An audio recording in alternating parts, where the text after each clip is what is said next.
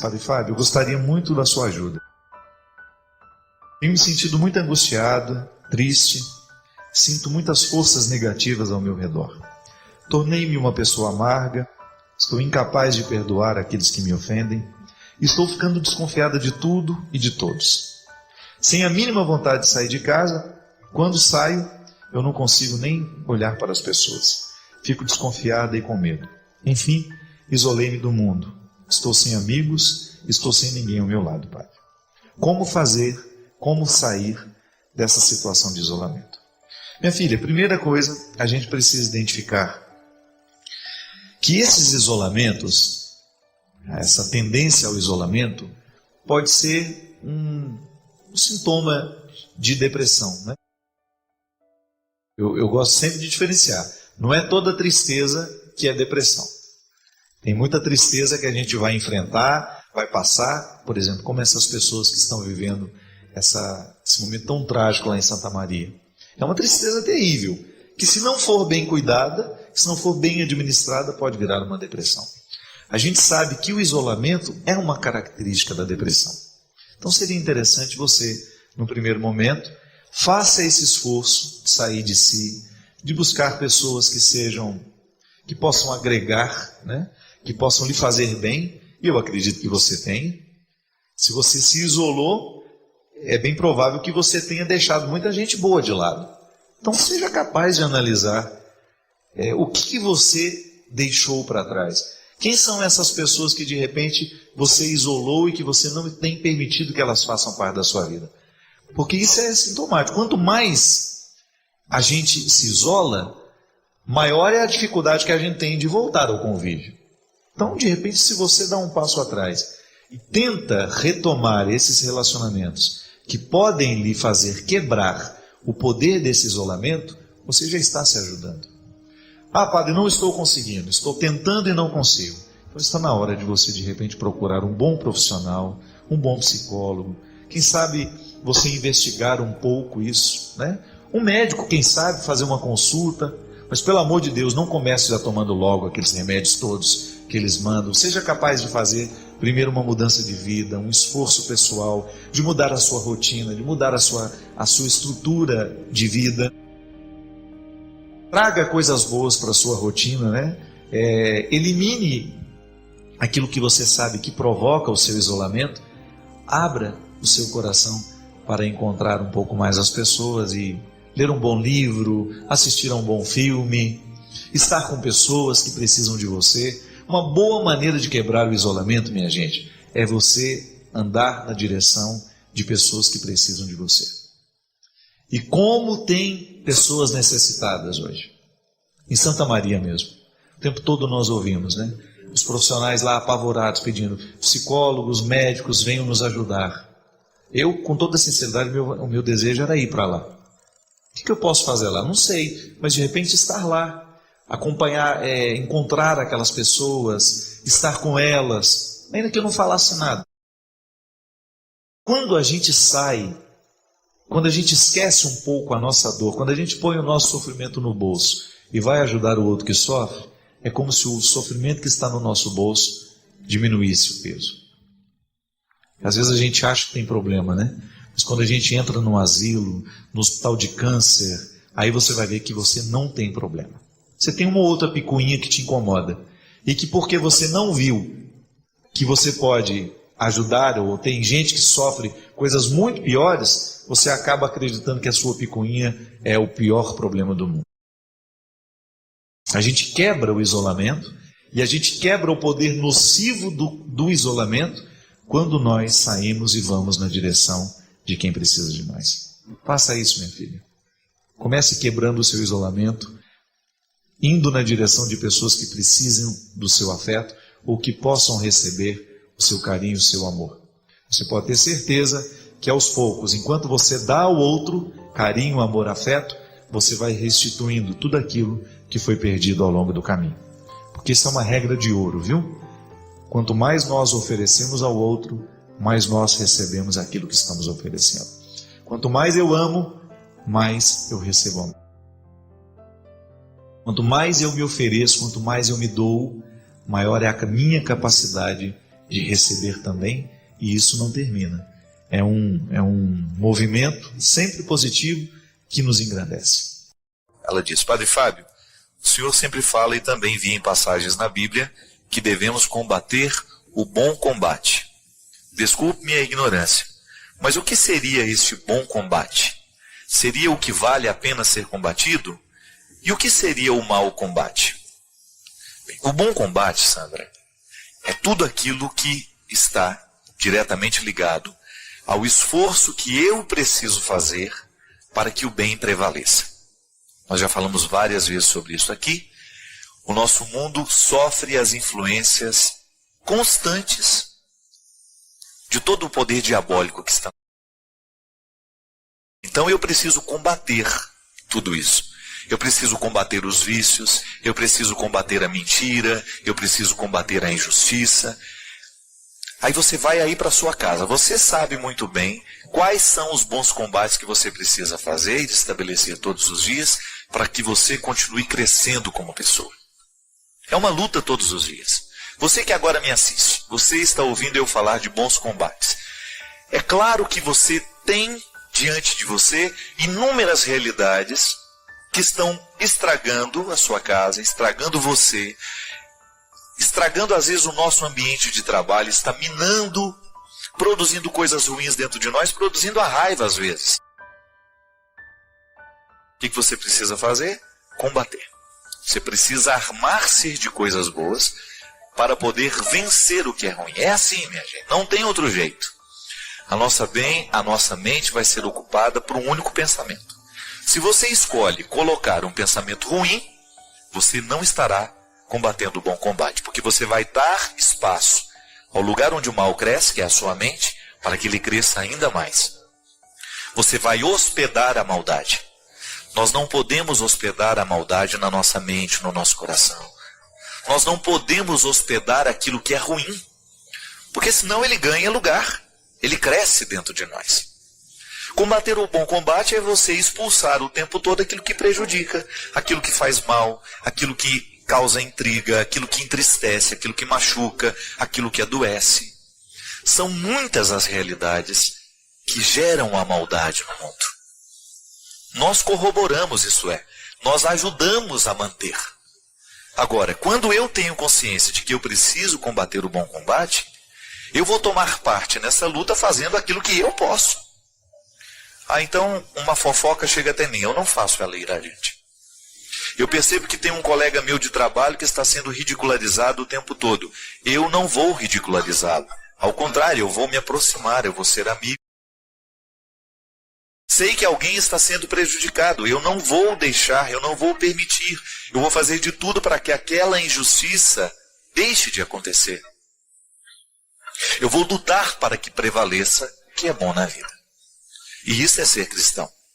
Se o bom combate eu não combater, minha coroa não conquistarei. Se minha carreira eu não completar, de que vale a minha fé tanto guardar? Olha que lindo isso, o compositor soube dizer de maneira brilhante. A recompensa expressa nessa coroa que eu estou dizendo que eu não sou digno de colocar sobre a minha cabeça se eu não lutar. E se eu não luto todos os dias para que prevaleça o que é bom na vida, não vale eu guardar essa fé. Para que vale guardar uma fé dentro do meu coração se essa fé não se transforma em ações? Se ela não se concretiza em atitudes concretas de solidariedade, de justiça, de amor, aí não vale nada. Essa fé que não se transforma em obras, leia lá a carta de São Tiago, você vai ver o contexto dessa reflexão. A gente na vida, a gente sempre vai ficar nesse ponto. E aí também isso é questão de maturidade. A gente ser capaz de assumir um papel ou ser capaz de tomar uma decisão que nos favoreça e ao mesmo tempo a gente contrariar alguém. Isso é um problema muito sério e que nem é seu não, viu? Não estou te eximindo das suas responsabilidades, mas isso é um problema muitas vezes dos pais, que não são capazes de tomar um distanciamento. O filho não é um lugar que você tem para realizar os sonhos que você tinha para você. Quantas vezes nós encontramos pessoas infelizes porque elas não estavam verdadeiramente fortalecidas para tomarem as suas decisões e acabaram fazendo o que os pais queriam. Às vezes você encontra uma pessoa que ficou 50, 60 anos em torno das necessidades do pai e da mãe e não conseguiu assumir a autoria da própria vida. E a gente sabe que amor de pai e amor de mãe, ele é muito saudável, mas tem que ter a medida certa, né? Chega um momento da vida em que o filho tem que estar bem fortalecido para tomar as suas decisões e fazer as suas escolhas, e aos pais compete, no momento certo, ajudar a encaminhar para que aquela decisão seja madura, mas não decidir pela criança ou decidir pelo jovem, né? A gente sabe que é uma preocupação. Eu vejo em muitas famílias o desejo que o pai tem que o filho entre no curso certo, e às vezes, porque esses meninos começam a estudar muito cedo, então com 15, 16 anos eles já estão precisando decidir qual será o futuro profissional. Já está na hora de entrar na faculdade aos 17, 18 anos, e realmente nem sempre o jovem com 16, 17 anos tem condições já de escolher a profissão e estar tranquilo com a decisão que tomou.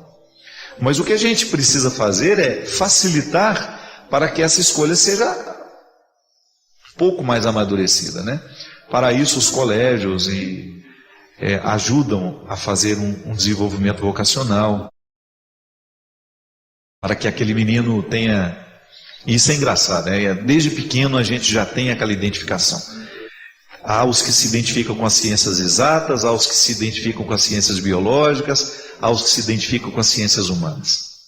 Desde pequeno, não é, diretora? Você que está aqui, é uma diretora conosco aqui hoje, que trabalha com o processo educacional o tempo todo, sabe muito bem disso. Que quando você vê a criança, você já consegue descobrir quais são as principais aptidões. E fica mais fácil de depois você ajudar aquela criança e aquele jovem, aquele adolescente, a encaminhar-se para um curso que realmente vá ajudá-lo a se realizar como pessoa. Mas uma coisa é ajudar, outra coisa é a gente decidir pelo outro. Então, Thales, se você tem o desejo de experimentar um seminário ou de aproximar-se um pouco mais da vocação religiosa ou só da vocação sacerdotal, você tem que ser livre para isso e a sua família saberá entender que a escolha é sua e que você que é o protagonista de tudo isso, né? Seu pai e sua mãe, no momento que você vai escolher o seu papel, eles são apenas coadjuvantes. E isso é muito sábio da parte dos pais, que são capazes de amar com essa liberdade. Que às vezes em nome do amor nós escravizamos, em nome do amor nós amarramos o outro em nós. Quantas vezes o filho gostaria de ter ido fazer um curso fora, gostaria de ter estudado numa outra cidade, e não foi porque as amarras afetivas familiares sufocaram o desejo. Então o amar também consiste em você abrir a porta e permitir que o outro vá. Claro, com toda a segurança, com tudo aquilo que você pode fazer para que o outro esteja bem cuidado onde ele vai. E lembrando que um pouco de sacrifício faz bem a todo mundo, né? Ah, mas meu filho lá não vai ter a vida que tem aqui, padre, por isso que eu falei tanto para ele ficar. Mas às vezes é justamente tendo uma vida um pouco mais difícil, sem as facilidades que ele tem em casa, é que ele amadurece. Às vezes o cuidado excessivo faz com que a gente fique imaturo durante muito tempo. Eu saí de casa aos 16 anos. E confesso para você, em casa, claro, minha vida nunca foi muito fácil. Minha vida nunca foi fácil. Então, eu não posso dizer assim que em algum momento da minha história eu fiquei na moleza. Não. Em casa as coisas já eram difíceis. No seminário a vida também não é fácil. Tem que se levanta muito cedo, tem muita atividade o dia inteiro, trabalha-se muito. Isso é muito saudável para a gente. Acho que o processo da maturidade passa pelo sacrifício, pelas renúncias que nós vamos fazendo na vida. A pessoa quer ser médica, mas ela precisa passar pelos 8 anos da medicina, e só quem passa sabe. Você que me assiste agora, né? Acabou de chegar da faculdade, às vezes passou um dia inteiro trabalhando, não teve tempo para quase nada, mas está aí, com seu dever cumprido, e vai dormir com essa satisfação de que o esforço de hoje está valendo a pena. Porque o hoje é o lugar da construção do futuro. Então, se hoje eu sou capaz de me sacrificar pelas coisas certas, certamente as alegrias do futuro serão mais duradouras.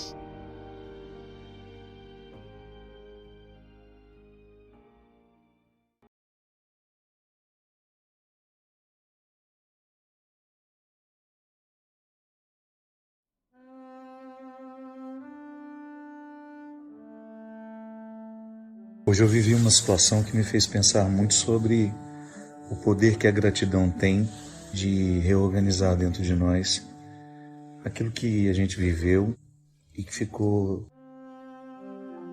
Eu gosto de comparar como se fosse uma peça fora da estante, né? A gente arrumou e sobrou.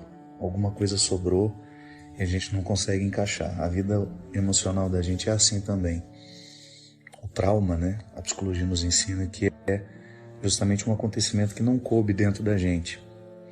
Numa fase da vida eu fui traumatizado pela fala de alguém, por um acontecimento. Então eu não soube acomodar dentro de mim. Porque quando eu sou criança, eu não tenho os filtros da maturidade que me permitem não deixar que aquilo que está sendo dito, que aquilo que está sendo feito, possa me machucar tanto. Por não ter esse filtro, eu acabo vivendo o trauma, que é a minha incapacidade de guardar de uma forma positiva aquilo que eu vivi. E chega um momento da vida que tudo isso vem à tona, né? As faturas do vivido sempre chegarão nas nossas mãos. E hoje eu estava pensando de como faz diferença, na hora que nós vamos viver essa organização, a gente ser movido pelo sentimento de gratidão. Que é justamente uma forma de se perdoar, né? Às vezes a gente não consegue olhar para aquilo que a gente viveu, para aquelas situações em que a gente fracassou, em que a gente não teve condições de dar a melhor parte, de fazer da melhor forma. Então aquilo não cabe dentro de nós e a gente vai levando uma amargura e que não faz sentido, né? Porque a amargura que a gente sente hoje não corrige o erro do passado. Eu sempre gosto de fazer a diferenciação entre a culpa e o arrependimento. Essa incapacidade de guardar dentro de nós, de armazenar de uma forma harmoniosa o que a gente viveu, geralmente gera culpa. Então eu me sinto culpado porque eu não dei conta, porque eu fui reprovado, porque eu fracassei, porque eu não passei, porque eu não alcancei, a minha meta não foi cumprida. Ou então eu posso me sentir arrependido de alguma coisa que eu olho, reconheço que não deu certo porque eu errei em alguns pontos, não calculei bem, não fiz as melhores escolhas. Então o arrependimento, o arrependimento me proporciona novas oportunidades. A partir dele eu posso corrigir o presente. Nunca a culpa nos faz voltar para o passado que a gente não modifica. O arrependimento nos faz prestar atenção no presente que agora está diante de mim e que pode receber a minha intervenção. Eu estava pensando de como, no momento em que eu sou grato, eu chego à conclusão de que a vida foi como poderia ter sido mesmo. Eu não tinha as forças para ser forte naquele momento, eu não tinha sabedoria para escolher melhor. Então, à medida que eu vou reconciliando isso dentro de mim, que eu vou derramando a água do perdão sobre isso, né? Existe uma expressão bonita na mística que são as abluções, que são os mergulhos que nós fazemos das nossas realidades na graça de Deus, na crença, a crença que você tiver nesse sagrado que lhe habita. A gente vai ficando cada vez mais leve. Então olho para o que eu vivi e sou grato. Sou grato por tudo. Eu fico pensando, minha gente, se eu tivesse sido privado de todas as situações que me fizeram sofrer, certamente eu não teria alcançado nem 20% do que eu já alcancei de mim. Claro que eu estou longe de ser, de estar na minha melhor versão. Mas aquilo que eu já alcancei de mim hoje me permite ser um homem feliz. E tudo isso é porque, de alguma forma, eu agradeci.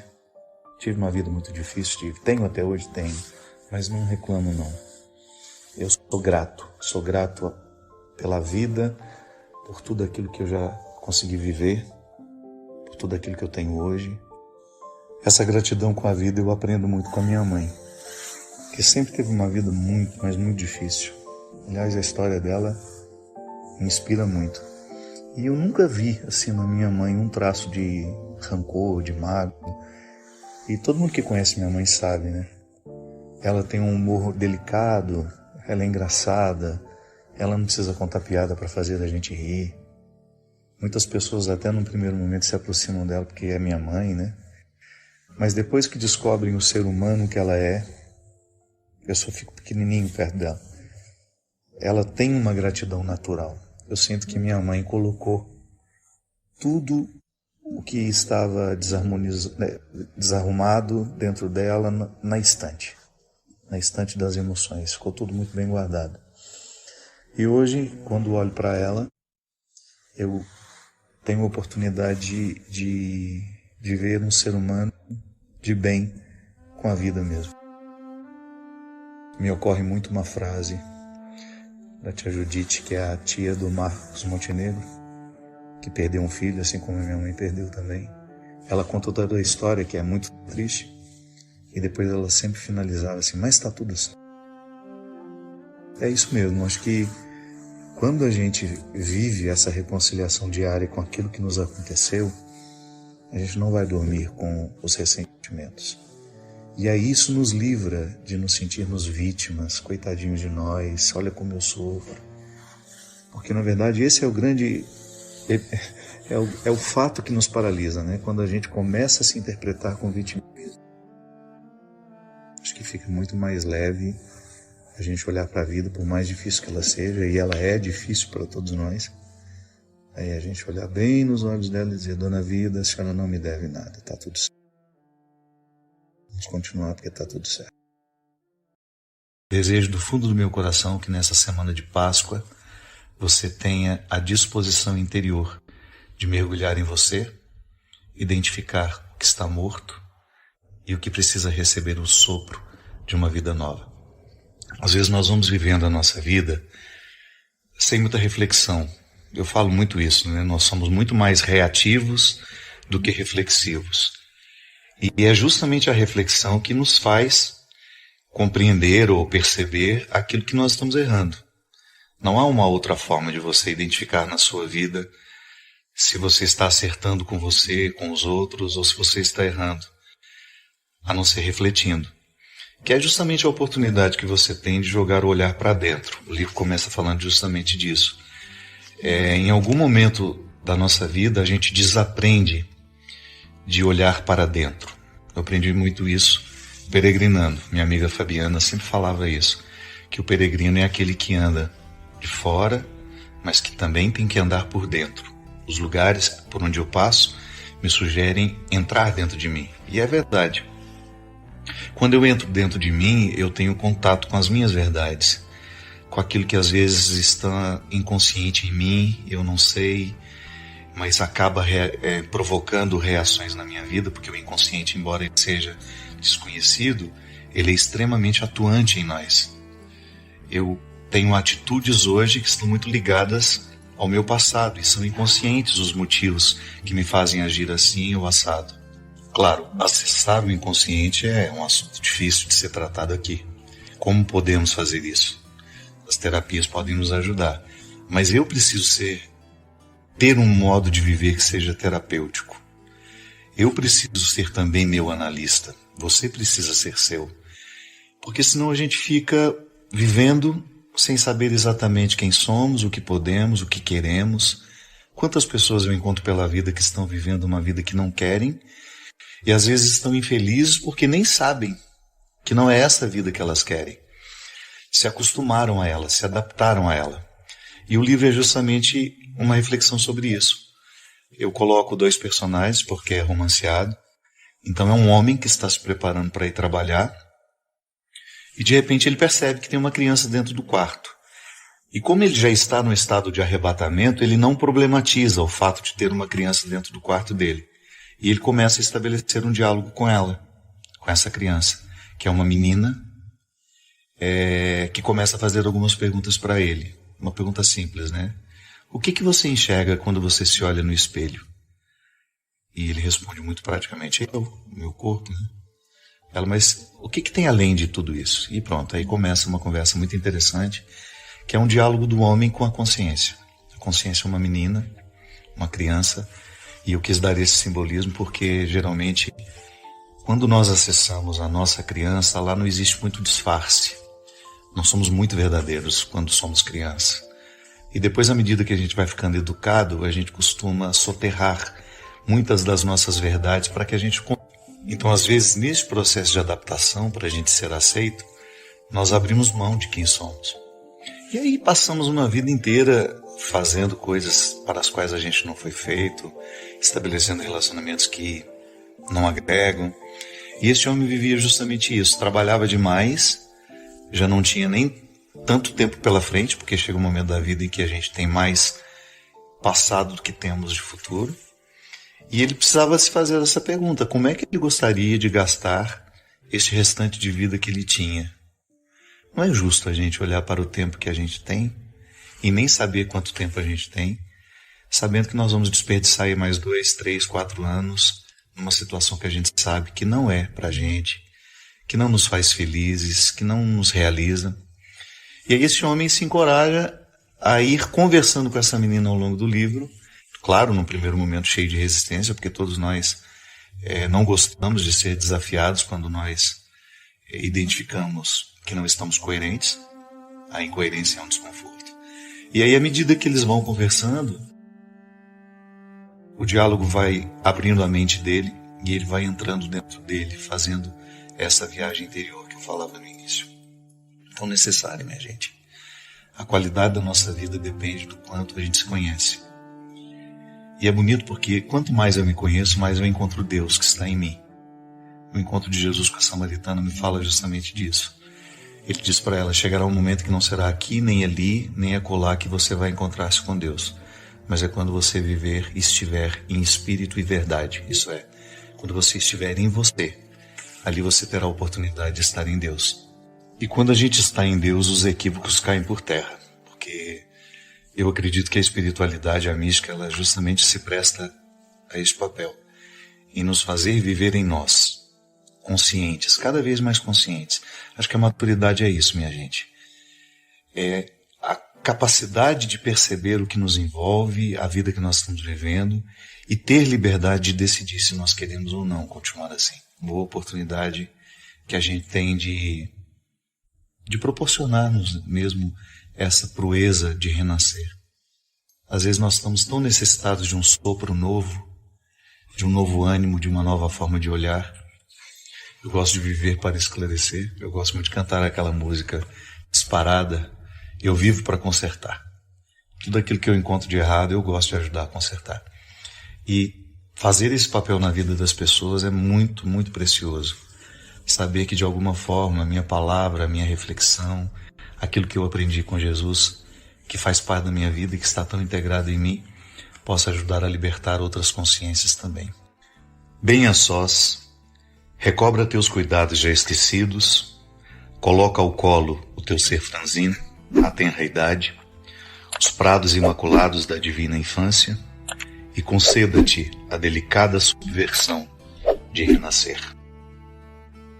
Se a gente quer resultado, nós temos que lutar. Não adianta, nada vai cair do céu. Nada cai do céu.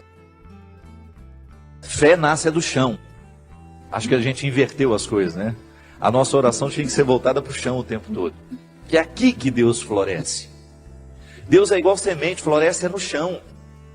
Essa metáfora de que Deus está no céu, isso é bonito. Mas é aqui, ó, é pisando nesse chão que a vida acontece. A força que Deus me dá, a força que Deus lhe dá, é para que a gente consiga plantar o jardim. Ninguém prometeu que nossa vida seria um jardim de flores, mas Deus prometeu a força para a gente plantar. Eu estou aqui, graças a Deus, cheio de saúde, tenho o meu esforço nessa história, tem, mas é dom de Deus em mim. Eu faço a minha força. Quer passar no vestibular? Estuda. Não tem essa história: ô padre, reza para mim. Não vou rezar, não. Se você não estudar, minha oração não serve para nada neste momento. Se você não estudar, você não adianta ficar sentado, ajoelhado diante do Santíssimo, com o livro na cabeça: ô Senhor, me ajuda a passar no vestibular. Faça primeiro a sua tarefa, depois você tem o direito de esperar pelo dom. É aquilo que a gente fala sempre. Nós só temos o direito de esperar pelo impossível depois que fizermos tudo o que nos foi possível. Agora tem um outro detalhe. Ela está dizendo aqui, padre, tudo é muito difícil. Pode ser que você esteja prestando atenção demais no que é difícil. Aí tudo fica mais difícil ainda. Gente, a vida sempre será determinada a partir do que a gente presta atenção. Se você tem diante de você um problema, você tem duas possibilidades. Ou você enxerga o problema, ou você já enxerga a solução. Tem gente que só enxerga o problema. Aí dificilmente encontra a solução, porque fixa os olhos no problema e aí não tem olhos para encontrar a solução. E aí depende de como nós interpretamos a vida. Tem gente que adora dificuldade, tem gente que adora problema. E acaba se tornando uma fonte de problemas. Porque não está disposto para soluções. Tem gente que não sabe viver sem um problema. No meu livro que eu vou lançar tem uma personagem interessante, que ela é ficcionada nas doenças. Ela adora ter doença. O sonho da vida dela é ter um plano de saúde. A alegria dela é receber um exame em que ela está precária.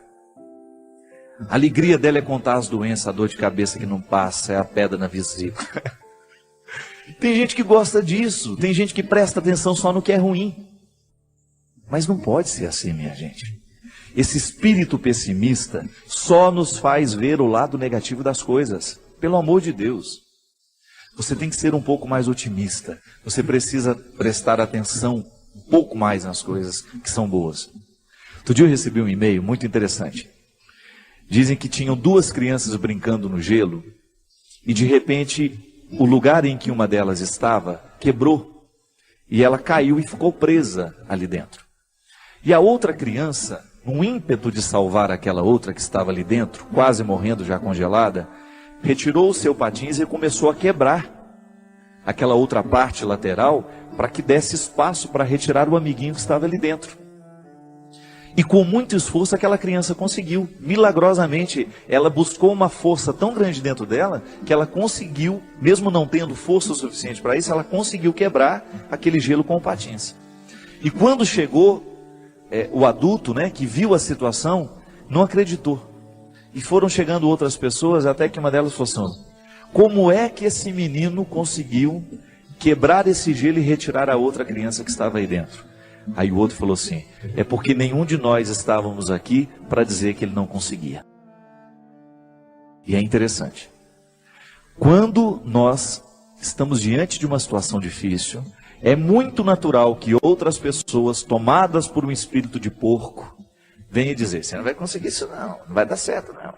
Não é? E sempre tem um assim: eu não falei? Eu não sei não, estou achando que esse negócio vai dar certo não. Sempre tem um espírito de porco pronto para julgar uma frase destrutiva, que vai desanimar. Mas não. Se a gente não presta atenção nesses discursos, nós vamos extrair coragem dentro de nós de um jeito que a gente não sabia que tinha. Então, minha filha, às vezes, tudo está tão difícil. Não, não é bem assim. É que nós olhamos tudo de maneira difícil. Não é que tudo está difícil, é que nós olhamos tudo de maneira difícil. Não pode ser assim. Nós precisamos ser um pouco mais otimistas. Dificuldade existe na vida de todo mundo. Elas estão por toda parte. Agora, a maneira como nós encaramos essas dificuldades é que vai fazer a diferença. São 5.000 pessoas para 5 vagas. Não fique preocupada, viu? 90% destes 5.000 que estão tentando essa vaga não estudou do jeito que você estudou. Se você verdadeiramente se prepara para as coisas, você já elimina boa parte dos concorrentes, porque a maioria é mais ou menos. A maioria está vivendo mais ou menos. A maioria está fazendo mais ou menos. São poucas as pessoas que verdadeiramente estão tomando a vida com responsabilidade do jeito que ela precisa. São poucos os jovens que na fase de 16, 17 anos estão levando o colégio a sério. São poucos os universitários que hoje estão cursando a faculdade com a disciplina que a profissão vai exigir um dia.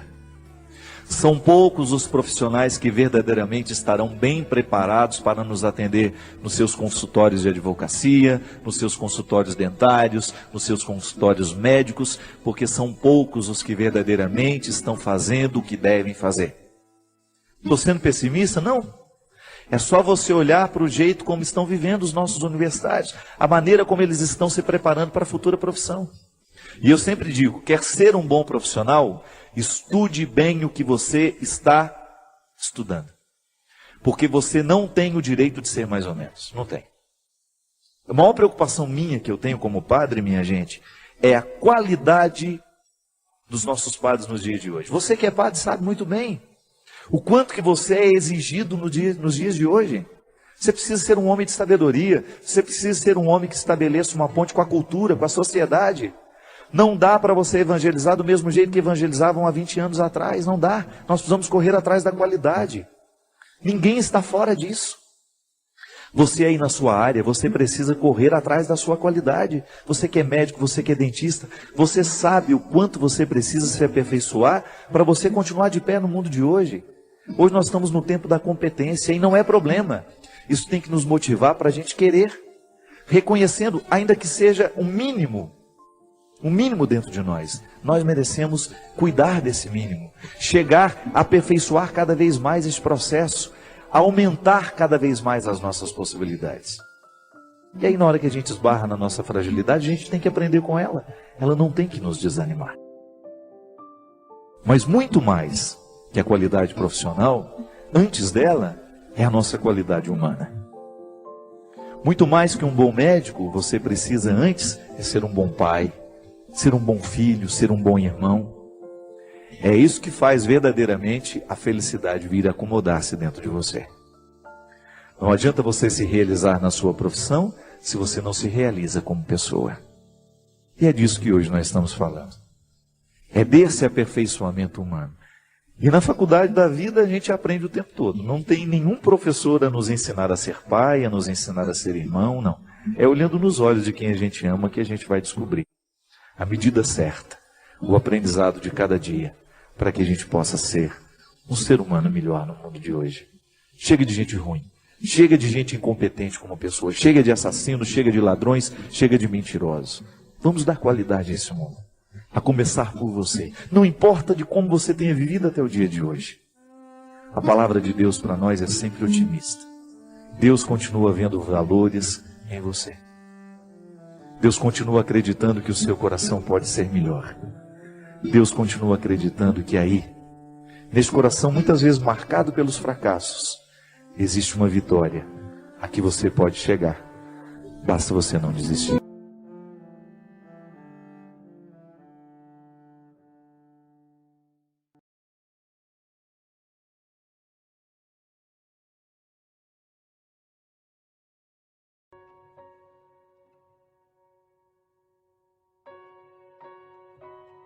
O que é ser feliz? De repente a vida nos reduziu tanto e pôs uma lente de aumento e você pôde perceber quem você tem e quem você não tem. Quem você ama e quem você não ama ainda. Qual o relacionamento que é maravilhoso e qual o relacionamento que é destrutivo. A lente de aumento está aqui. E seria tão bom se a gente colocasse essa lente de aumento para a gente poder entender o que a gente precisa fazer para sermos a pessoa certa, no lugar certo. Às vezes as pessoas colocam um preço tão alto no sorriso que ela custa sorrir. Ela fica esperando um motivo muito especial. Não. Barateie o seu sorriso, vai lhe fazer bem. Comece a sorrir com mais facilidade. Não espere grandes ocasiões para celebrar. Nós não temos todo o tempo do mundo. Não há nada mais triste do que ver as pessoas precisando sepultar os seus amores sem se despedirem deles. Cobre menos pelo seu sorriso. Eleja qualquer motivo para você escancarar essa janela da alma. Comemore melhor as coisas. Não espere grandes oportunidades para você festejar. Às vezes nós ficamos esperando muito. Vamos esperar o aniversário de fulano de tal, o fim do ano. Não. Não sabemos quanto tempo nos resta. E é tão mais inteligente a gente celebrar o momento presente sempre que nós tivermos motivo para isso. Mas estamos sem dinheiro, não importa.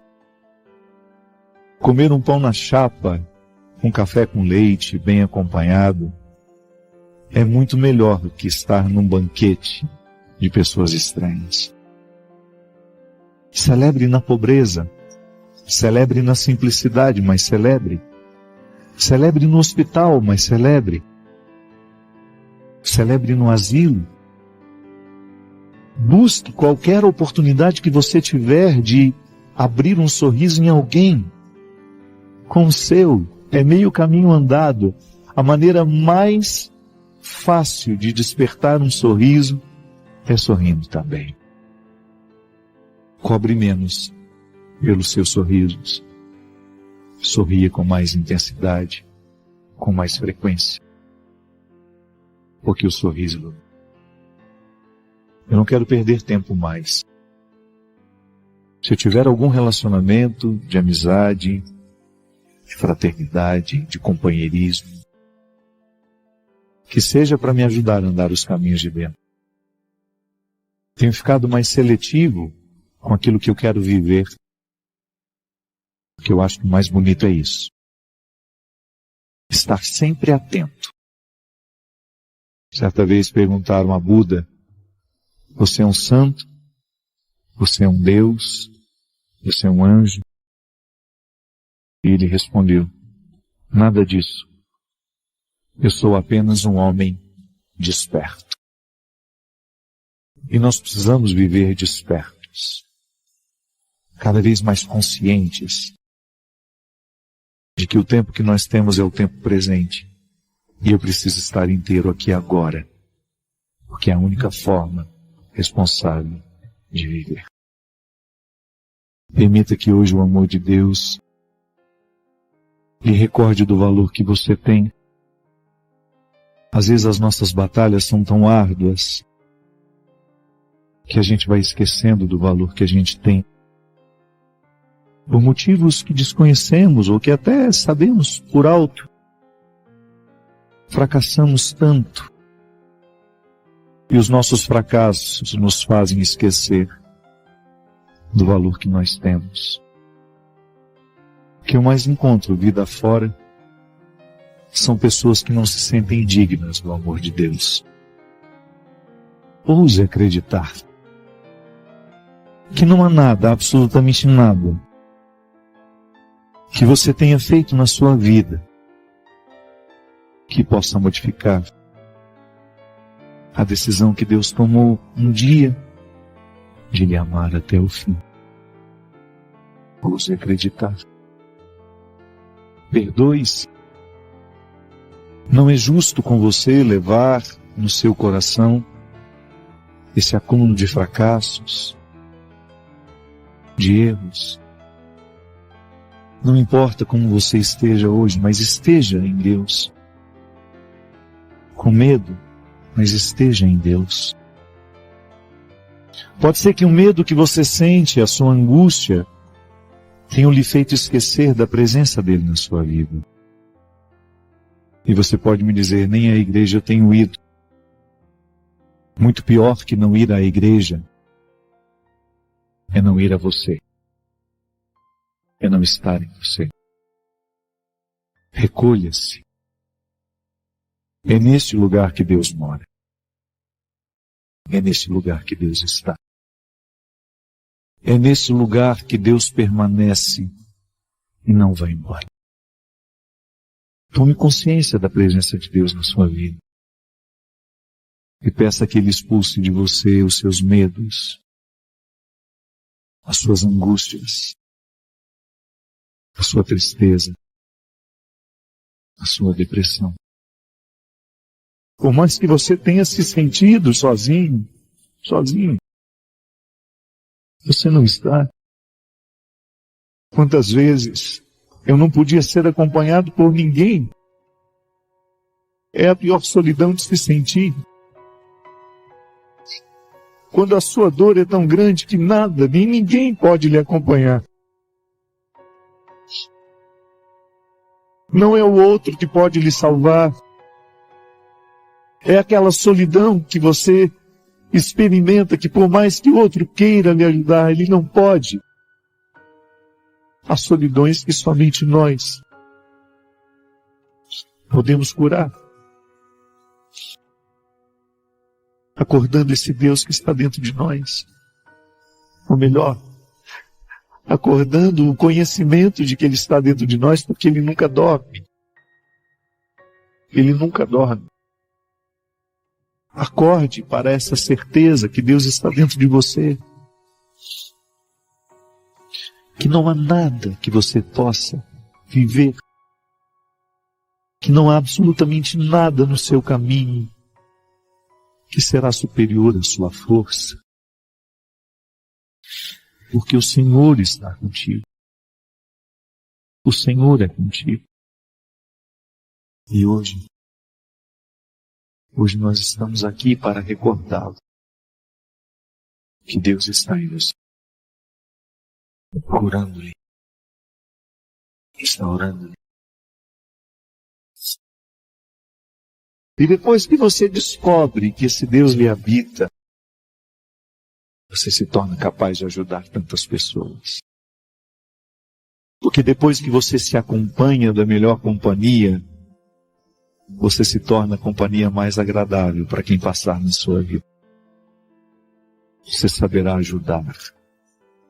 Você saberá curar. Você saberá esclarecer. Abrir os portais das consciências para que aqueles que estão esquecidos, que Deus mora neles, possam ser recordados. Hoje, nessa noite, cante comigo, acordando todas as forças do seu ser, para você vencer as suas batalhas, para você vencer as suas pelejas, para você se encher de coragem e ir em busca daquilo que é seu, do ser que você pode ser e que tantas vezes a sua preguiça existencial não lhe deixa alcançar. Minha gente, hoje nós temos um evangelho que ele pode ser compreendido de forma superficial, que é resumir a salvação que Jesus vem fazer em crer nele. Poderia muito bem dizer isso. Eu creio em Jesus e já estou salvo, não é?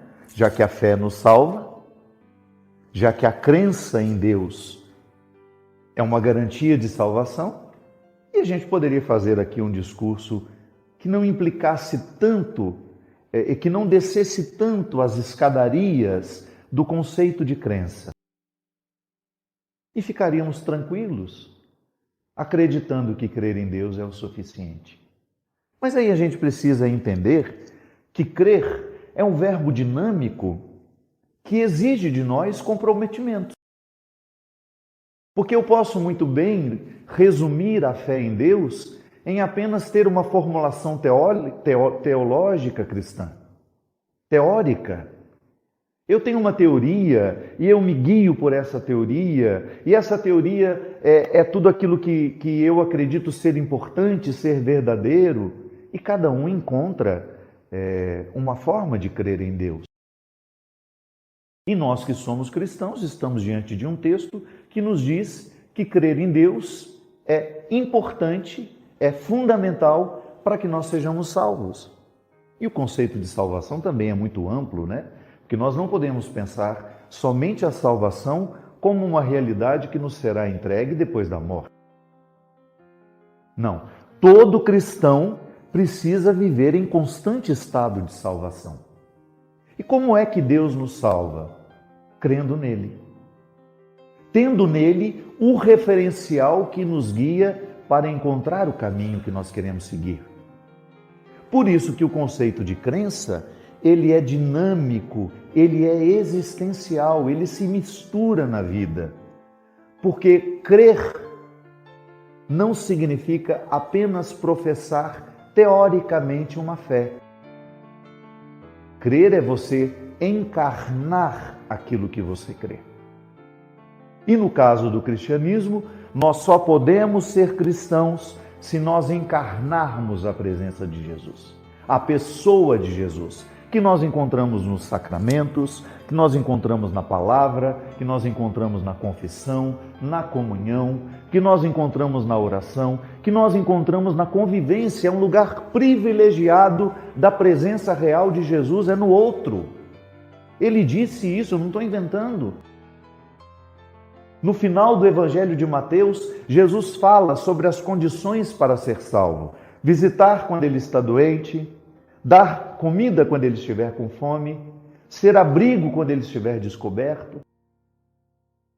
E os discípulos perguntaram, mas quando foi que nós o vimos com fome? Quando foi que nós o vimos com sede? Quando é que nós o vimos com necessidade de ser abrigado? Aí ele se coloca no lugar do outro e ele diz, toda vez que vocês negaram fazer isto a um menor dos meus irmãos, vocês estão negando a mim.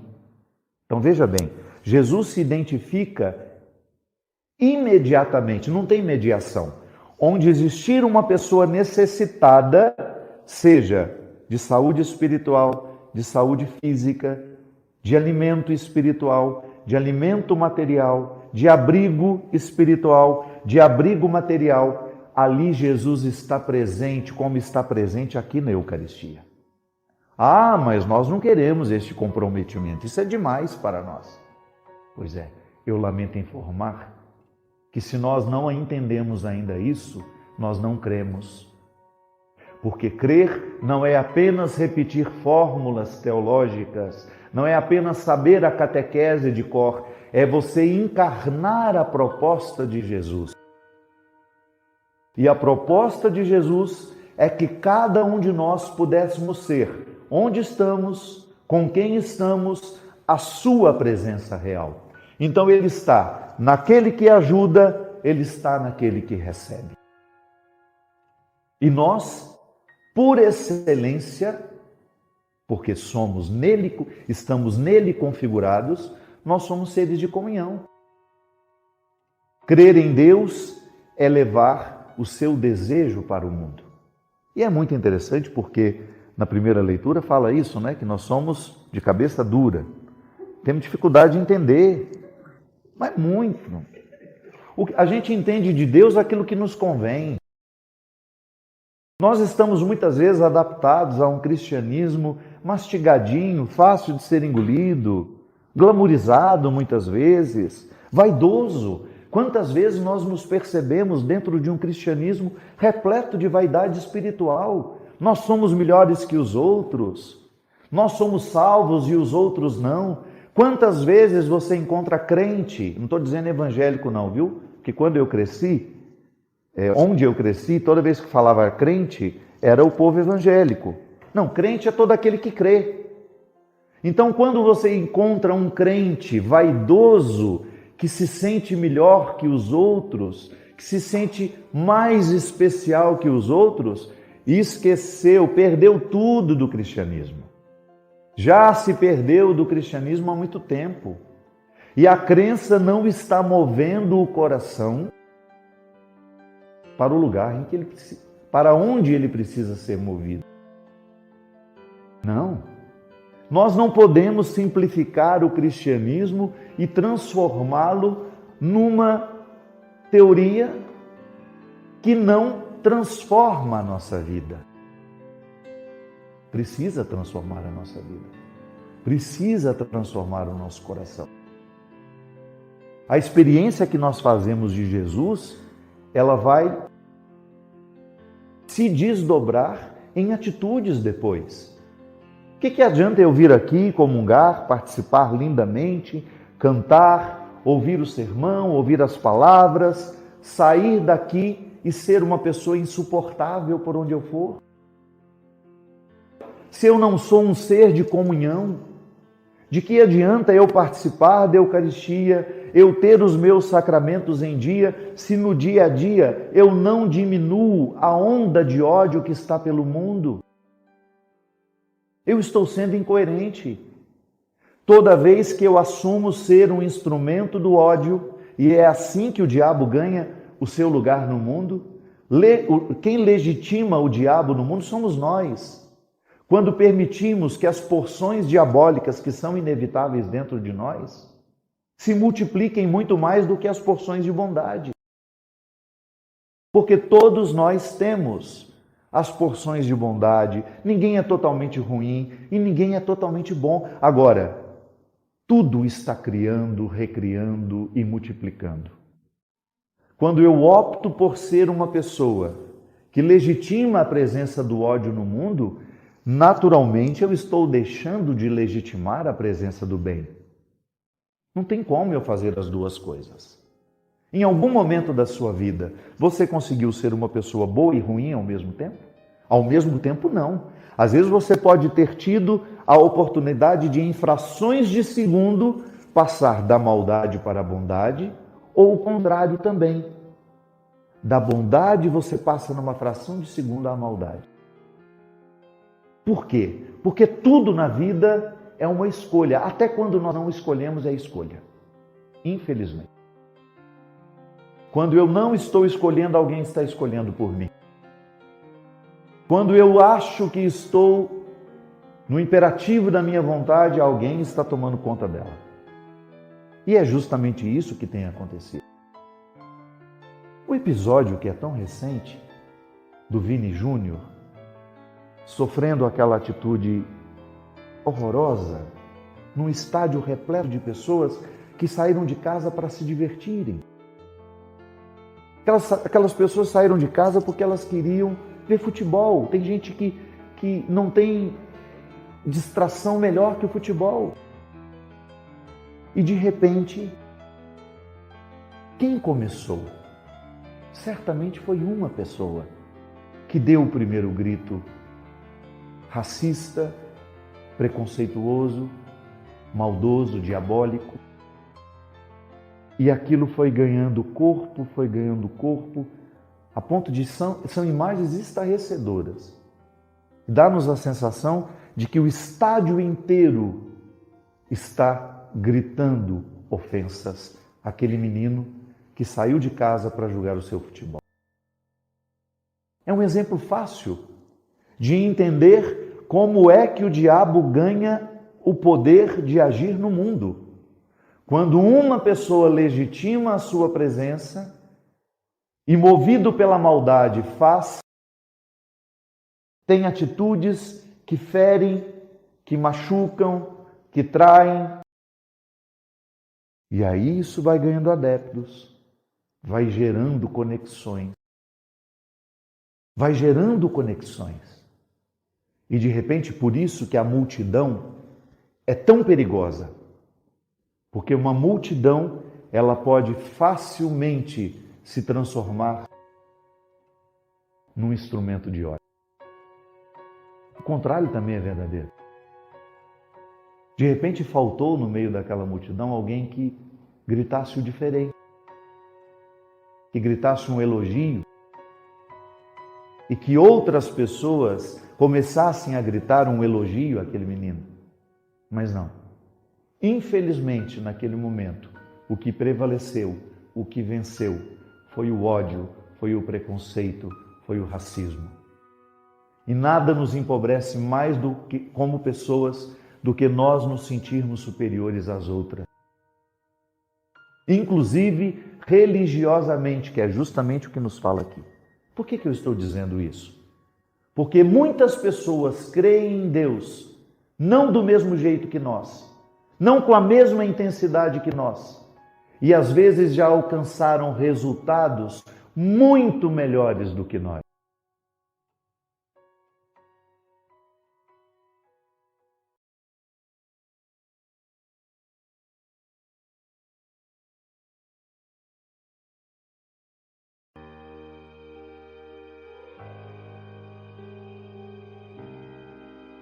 Porque às vezes a gente fica olhando para o Evangelho de maneira muito apaixonada, muito romântica, e a gente não percebe a crueza que é a proposta do Evangelho. É duro. Costumo dizer que seguir Jesus não é moleza, não. Acreditar nas suas verdades requer muita coragem. A dor faz parte do cultivo da fé. Não é masoquismo, não. É realidade. É realismo. É a gente entender que acreditar em Deus tem repercussões diretas na nossa vida. E sobretudo no momento em que a gente sofre, a nossa fé está sendo burilada, está sendo purificada. É no momento em que a gente se sente indigente, é no momento em que nós nos sentimos limitados, que nós fazemos a experiência da fé mais pura. Porque quando a gente está indigente, quando nós estamos sem muitos recursos, nos resta o quê? A singularidade do ser. E é na singularidade do ser que a gente encontra o código dos nossos valores. Se você quiser realmente chegar ao profundo dos seus valores, das regras que te regem como ser humano, retire os seus excessos. Muitas vezes os nossos excessos nos impedem de conhecer a nossa verdade fundamental. Eu mesmo já cheguei à conclusão, observando a minha vida, observando as pessoas que me são próximas, como é fácil a gente se perder de nós mesmos por causa dos nossos excessos. E é engraçado porque a dor, ela faz esse processo natural de nos fazer chegar ao simples. Pode até num primeiro momento a gente relutar, a gente não querer, mas se a gente vive o processo natural da dor, ela nos encaminha para um território onde tem que prevalecer a simplicidade. Talvez você já tenha me escutado contar essa história, mas certa vez eu assisti a um filme em que a personagem principal era uma grande professora de filosofia, uma mulher, uma intelectual, ateia, que buscava respostas para tudo, aprendeu a ser gente desde muito criança, a partir dessa certeza de que é preciso ter o tempo todo argumentos, convicções, e fez da sua experiência existencial os seus livros, a sua atividade acadêmica. E não é nenhum problema isso, desde que você faça o equilíbrio o tempo todo com a simplicidade e com a sabedoria, né? O bom intelectual é aquele que consegue ter o tempo, fazer da sua vida uma experiência racional, equilibrada, inteligente, mas ao mesmo tempo aberto para a sabedoria, para a simplicidade, para as artes, para o equilíbrio emocional, para o equilíbrio espiritual. E aquela mulher era manca, porque ela só tinha inteligência. Ela só sabia ser ela mesma a partir dos livros e dos argumentos.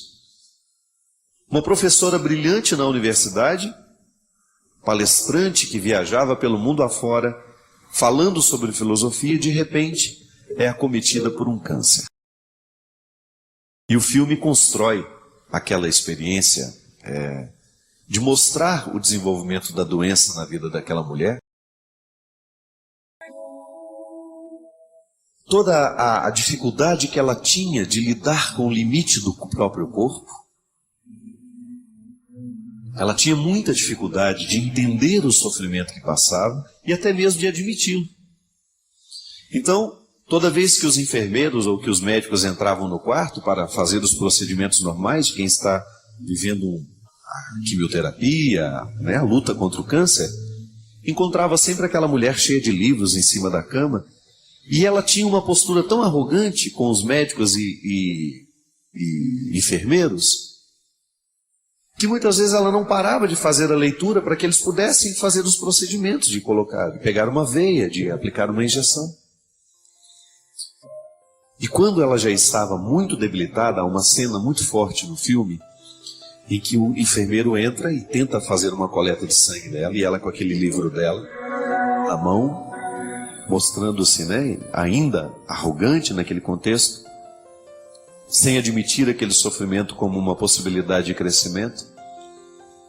E aí foi ficando difícil, o procedimento não dava certo, e ela começou a chorar, fechou o livro, jogou o livro no chão e disse para ela mesma: chega de complicações, agora é hora de simplicidade.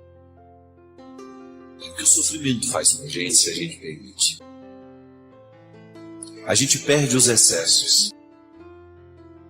A gente se livra de tudo aquilo que é, muitas vezes, o nosso refúgio, é muitas vezes a nossa fuga, não é verdade? Para a gente poder colocar a atenção naquilo que verdadeiramente vale a pena, naquela hora, naquele instante. Aí a gente olha para a nossa indigência de uma forma nova, mais madura, quem sabe.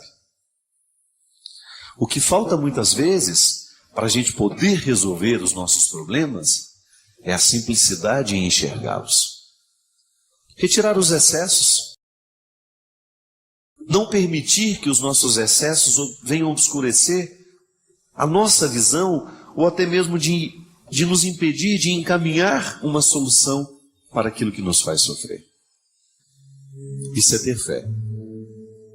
É a gente acreditar que Deus está ao nosso lado no momento da nossa luta, no momento da nossa dor, e que, portanto, a gente tem o direito de ser simples. Quem traz no coração a certeza de que Deus é com ele, tem mais facilidade de adentrar esse território da simplicidade. Porque não se sente sozinho sendo simples. Muitas vezes nós não queremos ser simples, nós preferimos as coisas complexas, é com medo da gente se sentir só. É aquela doce ilusão de que as nossas paredes nos acompanham, que os nossos livros nos acompanham, que as nossas realidades podem vir dar suporte a essa orfandade que todo mundo um dia experimenta no momento da dor, no momento do sofrimento. Eu desejo que você, nas suas lutas, você tenha sempre o direito e a possibilidade de retirar os seus excessos, para você ter diante dos seus olhos a sua verdade fundamental, sem exageros, só você. E a partir disso, você reencontrar o caminho da vida. Obrigado pelo seu carinho, pela sua atenção. Que Deus abençoe muito você. Que Deus derrame sobre o seu coração, sobre a sua casa, sobre a sua vida, a disposição que caracterizou o coração de Nossa Senhora. Para que, exemplo dela, a gente também possa ser um cristão de verdade, levando sempre Jesus no colo, para apresentá-lo àqueles que ainda não o conhecem. Derrame sobre nós a bênção do Deus Todo-Poderoso, Pai, Filho e Espírito Santo. Nós fazemos a experiência da fé nos mínimos detalhes. Eu gosto de dizer até que a fé é antes de ser uma experiência sobrenatural, é uma experiência natural, humana, de nós confiarmos uns nos outros, né? É interessante a gente identificar que a confiança que nós temos na mãe, no pai, nas pessoas que são mais próximas, isso nos ensina a depois, um dia, termos condições de ter uma fé mais elaborada. Mas antes da fé em Deus, a fé nas pessoas. É aquele gesto que nos tranquiliza de saber que nós não estamos sozinhos e que poderemos dar os primeiros passos, aprender as primeiras coisas mais difíceis para nós, porque a gente sabe que tem alguém que nos ama e que nos socorre naquele momento em que nós estamos em processo de aprendizado. É interessante porque a fé, ela nos contextualiza no tempo a partir de esperanças. Eu sempre gosto de refletir a fé amarrada na esperança. Fé e esperança. Dois pilares que sustentam todo cristão, todo crente, ouso dizer, não só nós cristãos. E a experiência de fé, ela é fundamental na nossa vida. Por isso o Papa nos convida a viver o ano da fé. Um ano de entrega, de confiança, não é verdade? E eu fiquei pensando de como que nós podemos viver isso. Como que isso pode repercutir na nossa vida. Como é que nós podemos entrar dentro da mística do ano da fé que a igreja nos convida a viver. Justamente assim. descobrindo que viver essa experiência em Deus é trabalhar cada vez mais a fé sobrenatural que nos ajuda a viver depois a fé nas pessoas. Isso é importante demais, minha gente, a gente ter essa consciência, que a fé que nós fazemos, a experiência de fé que nós fazemos com Deus, ela tem que se desdobrar também na fé que nós temos nas pessoas. Mesmo que a vida fica mais feliz, né? Quando nós temos fé no outro. Eu acho que o amor humano é uma experiência de fé, é uma experiência de esperança. E gosto muito de compreender esse processo de Deus na nossa vida, nos ajudando e nos encaminhando cada vez mais para uma harmoniosa convivência com os irmãos. Portanto, o grande fruto que eu gostaria de colher neste ano de fé é crescer na minha capacidade de crer em Deus e também na minha capacidade de crer nas pessoas. Porque a gente sabe que muitas vezes o mundo, por causa da crueldade que está tão evidente, né? Às vezes eu fico pensando que o mundo sempre foi cruel. É que hoje nós temos os meios de comunicação que nos ajudam a chegar mais perto dessa crueldade. Os crimes são muito noticiados e isso acaba gerando muita mídia. Os horrores do mundo, né? Em outros tempos não. Os crimes que aconteciam lá na Bahia, somente as pessoas que estavam mais próximas ali, as cidades mais vizinhas, é que ficavam sabendo. Hoje, com esse mundo globalizado, você tem o contato com os crimes do mundo inteiro. E isso acaba gerando no coração humano uma descrença. Não é uma descrença em Deus. Também pode ser. É claro que muita gente, por causa de uma imaturidade de fé, acaba fazendo uma leitura assim. Se o mundo está tão cruel, se existem tantas coisas ruins acontecendo, Deus não existe. E não é bem assim. Mas ali, antes de perder essa fé em Deus, a gente perde a confiança no outro ser humano. Isso é muito ruim. Isso é muito danoso para a nossa vida.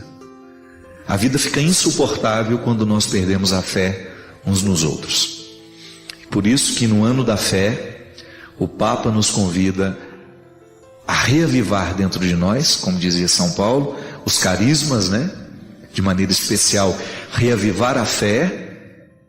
E no momento em que reavivamos a nossa fé em Deus, queremos reavivar também a nossa capacidade de crer nos outros. É interessante, minha gente, porque quando nós reavivamos a nossa capacidade de crer no outro,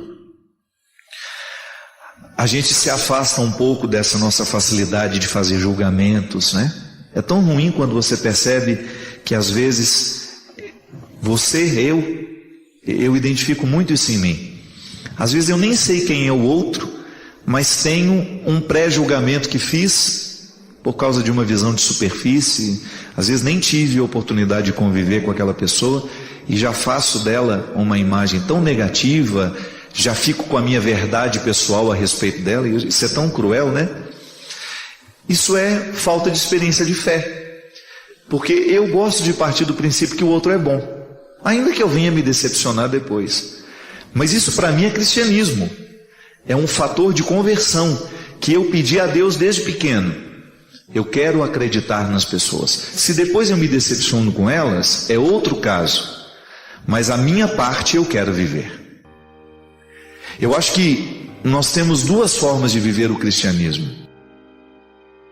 Uma primeira que é relativizando os compromissos que Ele nos dá, e a gente viver um cristianismo de aparência. A gente vive até confortável. Você acha que está fazendo tudo certo, que você tem o direito de duvidar, que você tem o direito de julgar.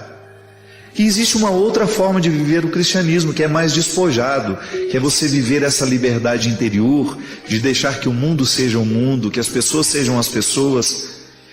E a partir disso você confiar que aquilo que está acontecendo é o que pode ser. E que por trás de tudo isso existe, no fundo, uma pessoa querendo acertar, querendo se dar bem, querendo acontecer do jeito certo. E essa confiança, neste primeiro momento, é fundamental para que a gente se sinta coerente, né? O outro se aproxima de mim, claro, tem as leis da simpatia, da antipatia, mas eu vencer isso, para poder ter a oportunidade de chegar perto do outro e conhecê-lo de verdade. Vocês me ouviram falar e testemunhar aqui no último programa das grandes alegrias que eu vivi na Terra Santa. E eu posso dizer para vocês que um dos motivos que Deus me fez chegar até Israel com aquele grupo que estava comigo era quebrar alguns preconceitos que eu tinha em relação a algumas pessoas que estavam ali. Interessante isso, né? Às vezes a gente viaja tanto, a gente anda tantos quilômetros, a gente atravessa o mundo para ver de perto alguém que sempre tentou chegar perto e você não permitiu que aquela pessoa se manifestasse como ela era mesmo, porque eu acabava colocando nela as roupas do meu preconceito. E foi para mim uma experiência de muito crescimento. Eu tive momentos ali, e as pessoas que viveram isso comigo sabem, porque eu fiz questão de dizer isso a elas, que eu senti o meu coração muito livre em relação algumas pessoas que daquele grupo para mim eram pesadas e não sei porquê, talvez eu interpretasse errado o motivo delas quererem estar perto de mim, não sei, às vezes a gente é tão injusto sem saber que está sendo, né? Às vezes muito bem fundamentado nos meus princípios, e de repente Deus me fez ver de maneira muito generosa e carinhosa o motivo daquelas pessoas quererem a proximidade. E eu voltei para casa desmoronado em relação a algumas pessoas, e isso me fez muito bem. Isso me evangelizou, né? Eu que prego tanto que o cotidiano precisa nos evangelizar, naquele momento fui evangelizado pelo cotidiano mesmo, entre um almoço e outro, entre uma espera de um deslocamento, entre uma mala que a gente carrega, entre um ônibus e outro. Naqueles momentos, uma conversa que você tem, a revelação acontece. E Deus aproveita daquele momento para quebrar as nossas estruturas tão preconceituosas. Então o ano da fé, a gente pode vivê-lo assim, fé em Deus sempre, crescer cada vez mais a nossa intimidade com o Senhor, buscar ter uma vida de oração, conhecer a palavra, mergulhar na vida dos sacramentos, mas também reavivar a nossa fé nas pessoas. Muitas vezes, quando não temos a fé nas pessoas, nós corremos o risco de pecar gravemente.